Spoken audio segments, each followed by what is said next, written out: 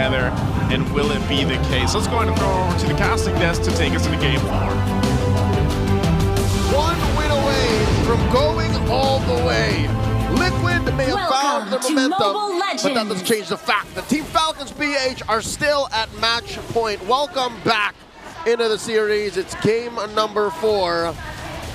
And I just gotta say, the draft, to me, doesn't matter as much anymore. Yeah, because honestly, it feels like Team Liquid Philippines, they've completed their reset. So now they're fighting back against Falcons. God! Oh, that was very close. KyleTzy almost got taken out here by the skin of his teeth, by the blade of his knife. It was so close. And yeah, he's going to get slowed down just a little bit, but he's still on the path though. So they're still pretty much close to level 4, I guess. KyleTzy also got sidetracked a little bit on top. That's straight up Naruto versus Sasuke. Oh yeah. Just when we thought that we won't be seeing as much Sasuke's anymore. I guess. It looks like the first time we're going to see it. We haven't seen Suyo in a long time. Yeah, we would have acknowledged it, but now for real, this is canon. Yeah. Naruto versus Sasuke, guys. Maybe the last time was in week 8. Because like... Not even. I don't remember Suyo getting picked that time. Onyx PH put Team 7 together in one lineup. Yeah, there you go. Maybe in the next speed. Oh! But look at that. It's going to be KyleTzy almost getting JP, but saved at the nick of time with the passive. Man, that could have been a kill, but it went the other way. JP with a kill. First blood for TL. And was that not the second time they found Kyle just nearby, all alone, and probably very susceptible to being taken down by TLPH? And here's the thing, Kyle wants to fight, but I don't think you want to fight as a Suyo this early without any items yet. Yeah, he's Giggle, man.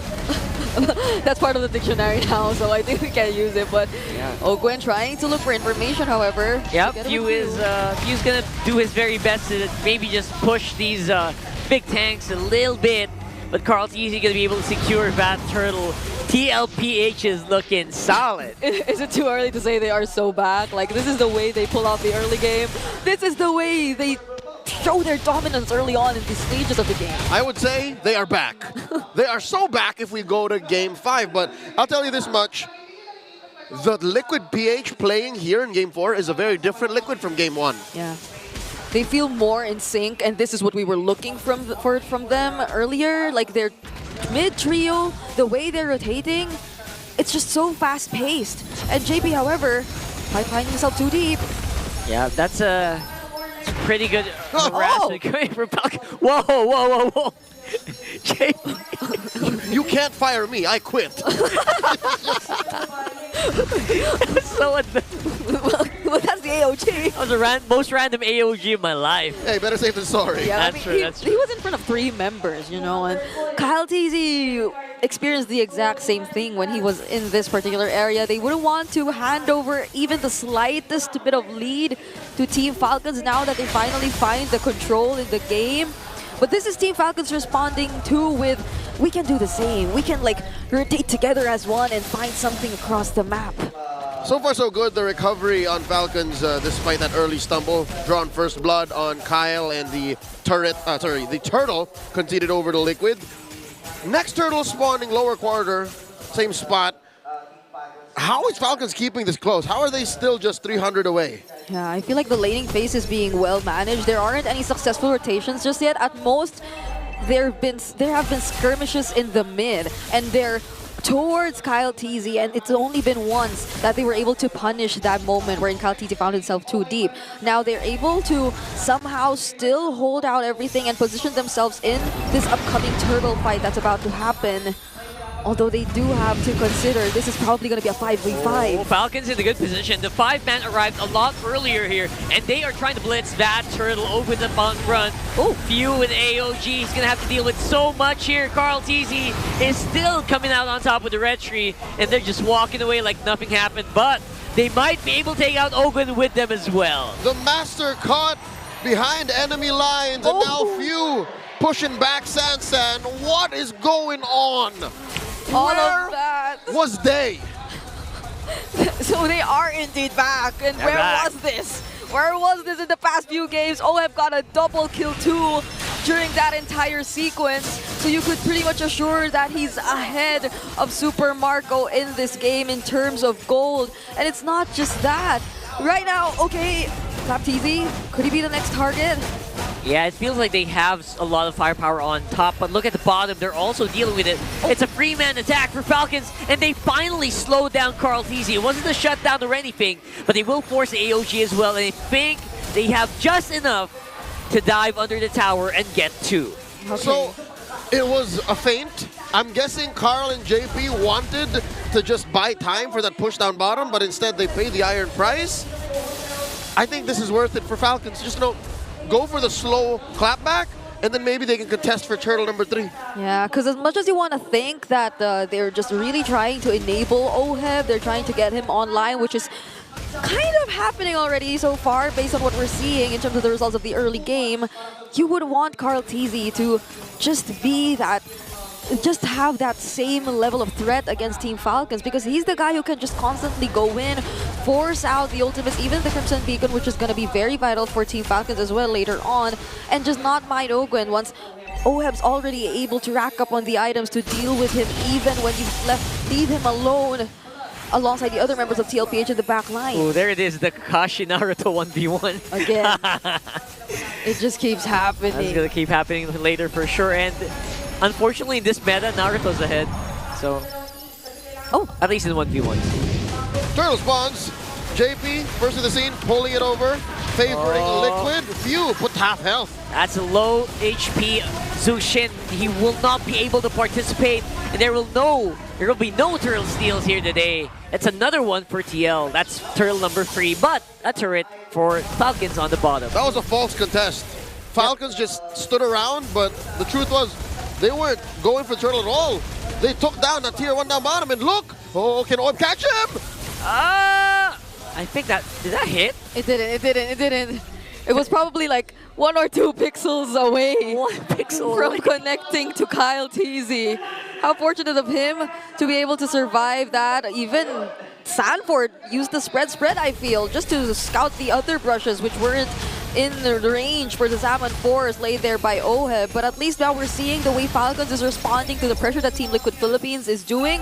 What will probably matter the most is what happens in the team fights and how it turns out once they're forced to meet each other already. Because right now it's all mirroring. It's all about the mirroring that they're doing. Yep, tier 2 trade, top for bottom. But here's the thing, Liquid is actually losing out on economy. There's more pushes for Falcons. Yeah, they've already taken out 3 turrets. Team Liquid Philippines has only taken down 2. And they feel like they have their eyes set on the mid lane, but the defense shown to us by Falcons is just too good. So they're settling with what they can for now, but they need to do something in terms of that if they don't want Falcons to get more openings to catch up. Yo, finally, by the way, Super Marco might just start joining them more. He's still 0-0-0, so let's see if that's going to improve the firepower of Falcons here. Yeah, still bulletproof. Again, #1 least deaths in all season long, season 15 regular season. He aims to hold that all throughout the playoffs. Falcons playing defensively. JP caught up by 2. Yep, gonna be some pretty decent damage from Falcons, but not quite enough to burst down the Gatot Kacha from 100 to 0. Yeah, and he's not going to use his AOG anymore this time. Yeah, exactly, right? You could do that early game. Yeah. But now, like, you want to hold it for the Lord. Because there is a lore. There's the Malefic Roar also picked up by KarlTZ, so we could be potentially expecting a bit more damage from Team Falcons heading into this next fight. But they feel like they might want to... Wait, is Owen actually scouting OHEB? Yeah, he's waiting for maybe Karl or OHEB. Yeah, but they probably will be giving the purple buff to OHEB at this point. He's forcing a response. Yeah. He knows that he's winning that lane, and this will benefit the dance eventually. He's waiting for Liquid to do something. Yeah, now they have the information of where almost all members of Team Liquid Philippines are currently, except for JP perhaps. They have no information whatsoever that he's holding this brush. Now they do, and this feels like Ogwen just holding this side of the map so he could come in from the surprise backline angles later on when the team fight breaks out. Yeah, normally that's pretty far, right? But if you're a Vaksha, you can cover that in like a split second. So. And that's what makes this situation now approaching so hard for Liquid. for the first time in a while, they don't have control over map rotations. Their rotational speed is so slow. They have to commit to actually going from coast to coast, lane to lane. Yeah. Yeah, that or them just blocking out whatever Kyle Teasy wants to do, and they successfully took away another turret. So Falcons is just being so proactive in terms of the objectives that they're able to take, even at even assuming that they might want to position themselves already for the Lord, but no, they're just buying time, distracting Team Liquid Philippines. Yeah, this time no TLPH teleports, shortcuts, or anything. They're going to have to walk, each and every single one of them. It's difficult to go from one certain kind of speed or mode of transport to another. Yeah. Brigida would know, you know, the difference between a private jet and flying commercial. Oh yeah, she knows for sure. Oh, I know. I love to experience what it feels like to ride on a private jet, but this is honestly, like, overall it feels like Falcons. This isn't to Liquid speed. This isn't the Liquid speed, so it's like Falcons, they get so much in a short amount of time. Well, we don't get to see any from Team Liquid Philippines. It's just them waiting for something to happen. Yeah, Falcons feels like they're starting to get a little impatient as well. There's the knockup for Sanford. He flickers in. He's diving in on Super Marco. And it's going to be Carl Teasy with Bat Lord while everyone is so busy keeping Super Marco alive. And he's going to be able to do it. It's going to be a trade though, but it's worth it if you're a Raider. Or Cavalry, sorry. Any day, I would give up a glue for a Granger. So this makes it, this makes the wait worth it for Team Liquid Philippines now. Oh, yeah. Because with the Lord, they can probably even out the map against Team Falcons, but there's the AOG. Uh-oh, Owen might be in trouble here. But again, that's a Baksha, man. So it's tough. At best, Liquid is just buying time for the rest of the map to equalize. Falcons know exactly what to do here. They need to do damage control. Prevent Liquid from barreling forward with this newfound momentum. This is a very low-scoring game, too. So you see how careful these teams are actually playing it out, exactly knowing what to do and what not to do. But how does Team Liquid Philippines take advantage of the Lord? Yeah, they're going to try to see if they can make a pick-off happen so the Lord push will be easier, but no luck so far. Sasuke versus Naruto! Mid Sasuke versus Naruto! Oh, we didn't see it. Shame. It didn't happen. It wasn't going to really come to fruition. There was a turret. And that's a problem for Liquid, right? Like, they haven't really committed to taking down these major objectives. So a Lord or a free pick-off or a good trade will most likely just be short-term goals. Yeah, the Lord differential probably is like maybe 1K, 2K. They didn't get a lot of gold from that. Literally, it was just that tier 1 up top. Yeah. They seem to be constantly forcing the fight here in the mid lane, though. Oh, there's Sanford! He caught him. He caught Ogwin, and that might not be the target you want. And now they know that the grab is not available. Abort. But also the curtain call. So it's a trade, you know, big ticket oats. This is just a clear sign for both titans of MLBB to say, hey, let's regroup. Yeah, so if they're playing it this carefully, the next fight might happen by the next objective. I'll be damned. I didn't expect to see Sasuke versus Killua. Not this early. Wrong franchise. My childhood. The crossover we didn't know we needed. Thank you, MLBB. 40 seconds until the Lord spawns upper quarter. Again, we're back to problem number 1, the major issue for Liquid. Slow rotational speed compared to Falcons' attrition-based playstyle. They're so good at choking out their opponents. Yeah, I mean, just look at Ogwen standing here in the mid lane, and Yu, who is yet to die, by the way, in this entire game, just constantly holding down the mid lane. So Team Liquid Philippines aren't able to get their hands on the mid lane tier 1, or not even into a fight that's really comfortable for them. Like, we've barely seen the real world manipulations and them being able to maximize the real world manipulations, because whenever a fight happens, it just feels like with the rotational speed, Falcons just gets away. They just regroup and fight back once they know that there are more things lacking from Team Liquid Philippines side.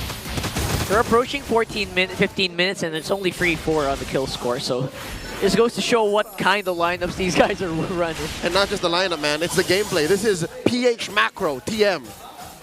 TM. Yeah. Did we apply for that? It's in the works. For the past couple of years, we have redefined what competitive Mobile Legends looks like. Yes. And at the peak of it all, the technicalities of it all, the Philippines is the Floyd Money Mayweather of MLBB to boxing. Like, we're just so technical. It was just very defensive, very controlled. JP catches some fire, some smoke from 2 on another, There he goes. another AOG moment. Better safe than sorry. Okay, Wait, I get it. But there's a lure. He couldn't afford to do that unless Liquid's call is just take it slow. They're willing. Oh no, but look at the Oh my goodness, Carl TZ. Look at his HP. He's swilled down so hard. And now he's going to stay alive, but only for a meantime, though. That is huge. Big ultimates being expended on TL. And Falcons finally gain access to the mid lane tier 1. Yeah, finally. Zaman Force used, AOG used, I'm Crimson assuming... Beacon? Crimson Beacon. If it weren't for that revitalize, Carl TZ might have actually fallen. And So- this whole time real-world manipulation. Yep. We are yet to really see one that Team Liquid Philippines just utilizes to take advantage of a team fight. And Falcons, they're just always okay with letting Team Liquid Philippines position themselves in the Lord Pit and just do nothing, just do other things in the map. I reckon it wouldn't hurt just yet. Maybe that's why Sanji's holding off. But JP! Man, Flap TZ is going hard into the TLPH lineup, and finally JP uses AOG in the right target, but this time around might be a little too late on the retribution. That's going to be Turtle Lord rather going over to Falcons. But of course, TLPH is not going to take that line down. They get 2 kills. The art of the turn. Liquid Philippines feinted a Lord take and instead turned on the heroes. Flap TZ went down. But these are the chunkies. These are the big guys. And that one chunky hero, which was Ogwin, actually did way more than what we saw of him just tanking the damage. I feel like he blocked the Shockwave Blast, which could have potentially been the combo for the Red 3 for Carl TZ to actually steal away the objective, but just because he was right there at that spot, he blocked it. And so it was a clear chance for Kyle TZ to get the objective for themselves. Yep, so that means the map's going to turn blue even more. Look at that. A passive push up top by Kyle, and down bottom, the rest of Falcons escorting the Lord. Yeah, they seem to be happy to just take this fight whenever. Now, JP, are you going to go for the AOG on the offensive? Or will you just try and see if you can will down that Lord? Looks like they're going for the latter. And they are going to get slowed down just a little bit. Nice try on Sanji to go for the real world. But no one is going to get caught. And Falcons, their siege is still ongoing. Interesting angle the way Sanji dropped that RWM. A good, whoa, AOG! There's the AOG we were looking for, but not the targets that he wanted. No one home. All right. Back to what I observed up top. Brigida, I don't know if you saw this. The way Sanji dropped the RWM, maybe almost half of it was not on the map. Yeah. So something tells me he might have just clicked it out of just, take down Super Marco. He was just pressing buttons, but they don't. But they can't afford to do that because the skills that they have, it'll work best if they are able to sync it up, if they're able to coordinate it well, like the real world, the AOG, and then the Zaman Force. And place it in the right spot. Something tells me maybe Sanji just tried to go for max distance. The reason why a good chunk of that area wasn't in the map is because he just wanted to get that corner over to Marco. He almost got him, almost immobilized the Granger, but still Super Marco is sitting at just 1 death so far, and Falcons is so comfortable being, this controlled, playing slow. Yeah, I mean, Sanji does already have the Wishing Lantern. If it's just that, he probably has a couple other items too, but... Glowing Wand and wings. Yeah, but that isn't like the Farsa where it could just deal that burst damage towards Super Marco. And of course, Super Marco, he does have a way to just dash out of that real-world manipulation, so... And Flicker. It was just probably really damage control that Team Liquid Philippines tried to do because he's the one guy you don't want to get close to the turrets, That's right? true. 20 seconds on the next Lord, by the way. Adam and Carl TZ is in a very interesting angle. I think they want to do a -1 before they get started. But yeah, Falcons very, very aware of this strategy. Not going to fall for it. Or will they? Oh. They are visible on top side. Wait, Team Liquid Philippines are also on the opposite side of the map now. Like, they probably read into how Falcons has been doing it for quite some time, but the difference is Falcons can just go to the Lord way faster. Oh no, JP. Oh my goodness, Flap TZ. I think he already used Curtain Call. Yes, he did force the Gatot Kacha back. But again, that's the Gatot with an immortality not really too scared of here. Carl TZ though, eyes on him. But it is a losing matchup. Early, mid to late. If a CC finds a Gatot, the Gatot will usually fold. Almost 100-0, almost. Yeah, he had to run away. And he's just about to recall now. So Team Falcons are definitely going to position themselves first in this upcoming objective. Yeah. Well, at least there's the AOG, so he can go in. Wait!